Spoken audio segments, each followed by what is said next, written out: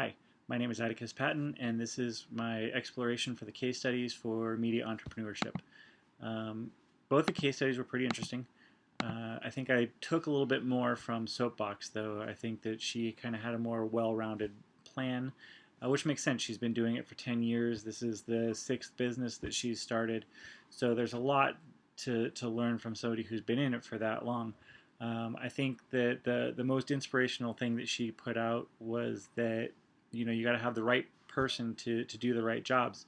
She talked about her friend that helps her with the bookkeeping side of things and how um, her bookkeeper keeps her on track. She's a lot more stern about the bookkeeping than she would be herself. So having the right person do the right job is a very smart. I think the failure that I could learn from is where she talks about growth does not mean profit. Just because you're taking in more jobs doesn't mean that you're going to be making more money. She had to actually increase the amount that she was charging to start taking on more revenue. So I think that's something that's good to look at. Um, and then would I change anything in my own plan based on what I read here? And I think the only thing that I would change is really talking to somebody about my bookkeeping, just like her.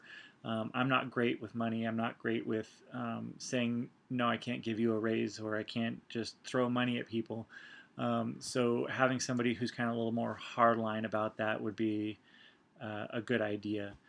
And then from Cloud Red, I think he's got a good plan here, and it looks like they made some good decisions along the way. What I think is most inspirational is he went in expecting to do one thing with the Flash-based projects only, but realized that that wasn't necessarily going to work out, that the customers wanted more. So adapting to what the customers want is something that you should really look into, taking on board.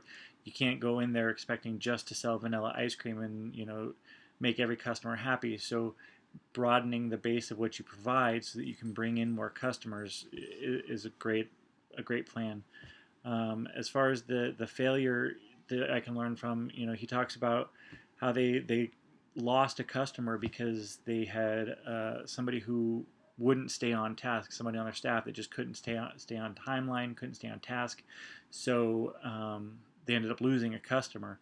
And I think that's a good point. You really have to be on point with what your staff is doing and what your business is providing so that you don't lose those customers.